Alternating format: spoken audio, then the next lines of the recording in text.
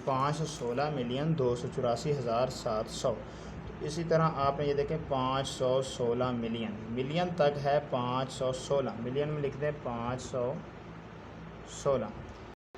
आगे 284,000, हज़ार के खाने में आएगा 284, क्योंकि 284,000 है तो 284,000। आगे चलते हैं 700, तो 100 के खाने में आएगा 700, पूरा 700 लिखना है यहाँ पर। ये सारी रकम उठा के इधर लिख दें तो ये इसका आंसर हो जाएगा 516 लगाना है, हज़ार से पहले कॉमा लगाएं, 284,516,284,700।